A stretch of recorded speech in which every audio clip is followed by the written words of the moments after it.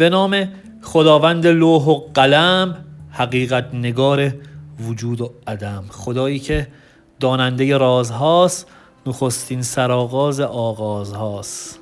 دوستان، همراهان، عرض ادب، درود میفرستم خدمت همه شما عزیزان. امیدوارم که حالتون خوب باشه و همه چی بر وفق مرادتون باشه. هر کجای دنیا که هستید آرامش، آسایش، چاشنی هستی زندگیتون باشه و دلی پر امید داشته باشید. و از خدا میخوام که کمکمون کنه، میدونی، کمکمون کنه حضورش تو زندگی ما پررنگ باشه، دلمون آری از هر کین و رنجشی باشه، که به خدا کین و رنجش سد راه حضور خودش تو زندگیمونه، تو صلح کامل باشیم با خودمون. اگه جزو عزیزانی هستین که به تازگی وارد چنل شدین، بهتون خوش آمد میگم، خیر مقدم میگم. و اگه به حافظ خوانی و تفسیر غزل‌های حافظ علاقه‌مند هستین، حتما چنل رو سابسکرایب کنید و با ما همراه باشید. روال به این صورت، اینو هر روز دارم میگم ولی خب دلیل نمیشه که امروز نخوام بگم، چون هر روز میگم. روال به این صورته که چند ثانیه رو من سکوت میکنم، شما عزیزان دلم فرصت داشته باشید که نیت کنید، هر نیتی که مد نظرتون هست، و من هم حافظ و قسمش میدم به شاخ نباتش که هر چیزی رو که صلاح میدونه برامون آشکار کنه، تا ببینیم که کلام کائنات امروز چه پیامی برامون داره. پس بریم سراغ غزل امروز. من سکوت میکنم تا شما عزیزان فرصت داشته باشید نیت کنید.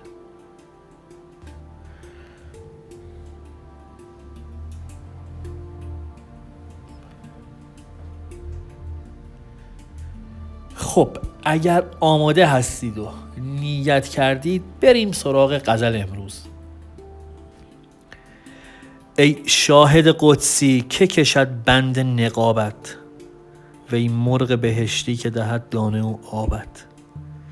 خوابم بشد از دیده در این فکر جگرسوز، که آغوش که شد منزل آسایش و خوابت. درویش نمی پرسی و ترسم که نباشد، اندیشه آمرزش و پروای ثوابت.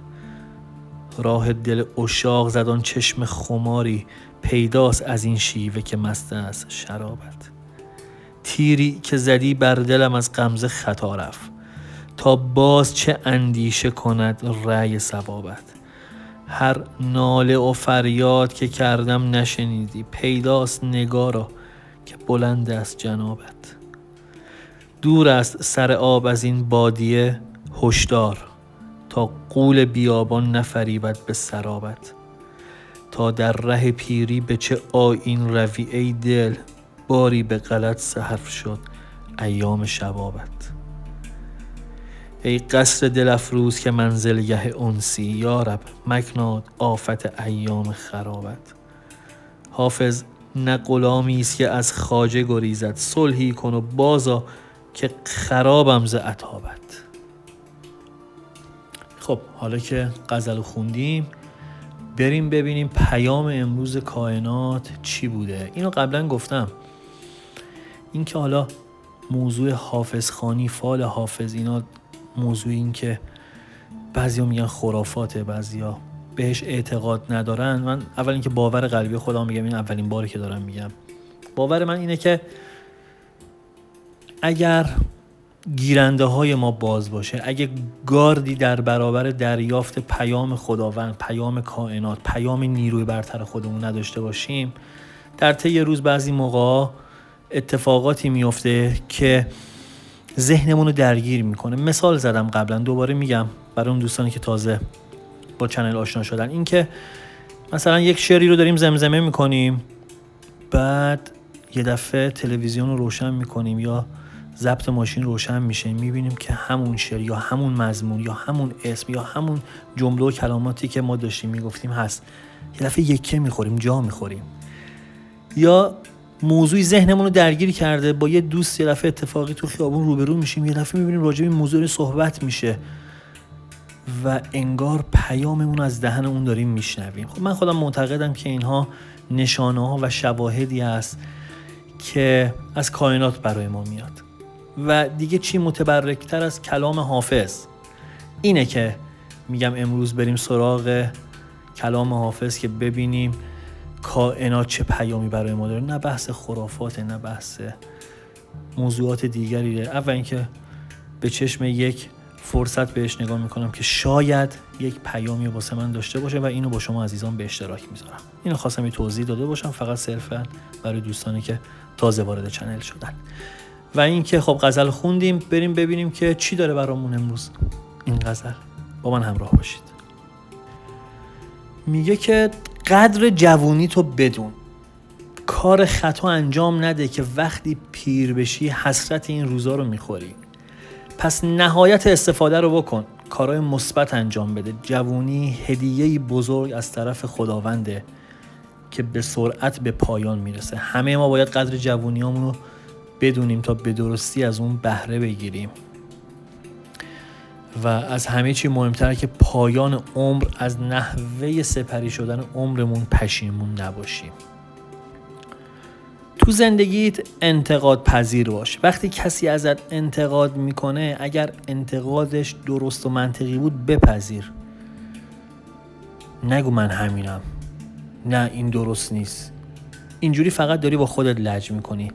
لجبازی تو کنار بذار، از تجربیات و نصیحت‌های دیگران استفاده کن. سعی کن رو ایرادایی که داری کار کنی.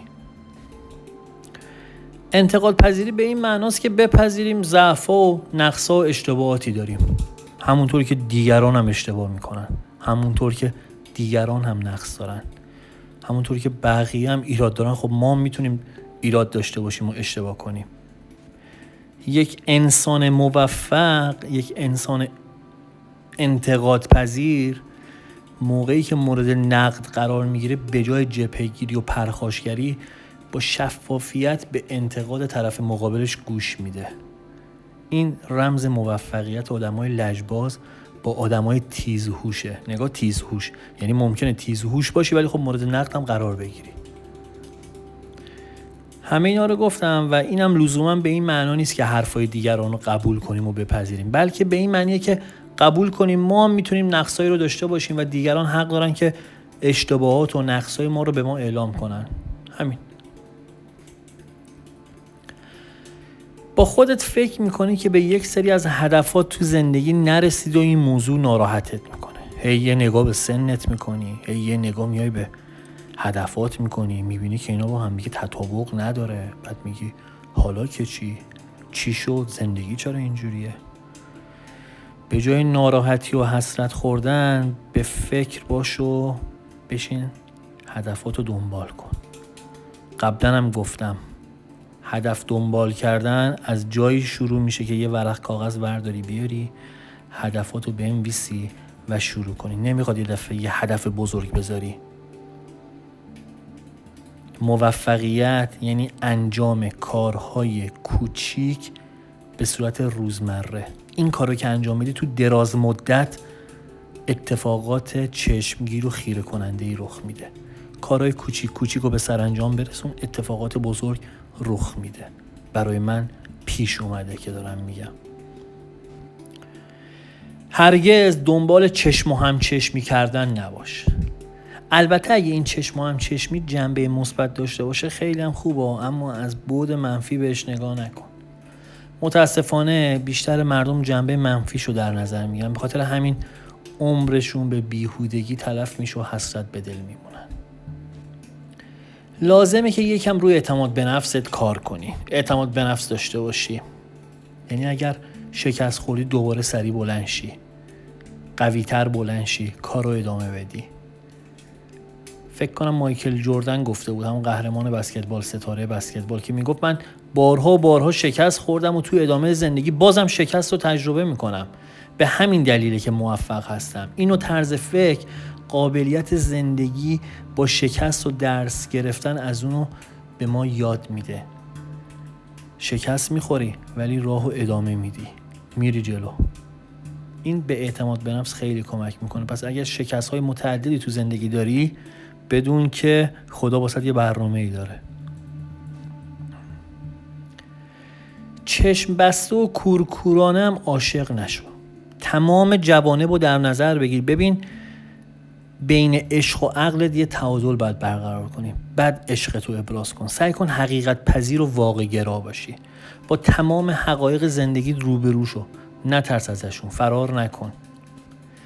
تجربه عاشقی یک حس نابه که وقتی اتفاق میفته فضای وصف ناپذیر رو برای ما ایجاد میکنه. برای تصمیم گیری و انتخاب های مهمت یک چارچوب داشته باش. طبق اون چارچوب پیش برو و عمل کن تا موفق بشی. و در پایان این که خدا رو تو زندگیت اولویت قرار بده و شکرگزار باش. سپاسگزاری به شدت عنصر مهمی تو زندگی هر انسانی برای موفقیته. این جمله همیشگی من بگم و سرتون رو درد نیارم، از حضورتون مرخص شم. میگه که وقتی از ته دل بخندی، گوش بده، وقتی از ته دل بخندی، وقتی هر چیزی رو به خودت نگیری، ناراحت نشی، بهت بر نخوره، وقتی سپاسگزار اون چه که هست باشی، قانع باشی، وقتی برای شاد بودنت نیاز به بهانه نداشته باشی، اون وقتیه که داری زندگی میکنی. بازی زندگی بازی بومرنگ هاست. اندیشه ها، کردارها، سخنان ما خیلی زود با دقت شگفت‌آوری به سمت خودمون برمیگرده. وقتی که آدم بتونه بدون هیچ دلهره‌ای آرزو کنه، هر آرزوی بیدرنگ برآورده میشه. خدایا این قافله را لطف ازل بدرقه باد. پوینده و پایدار باشید. یا علی.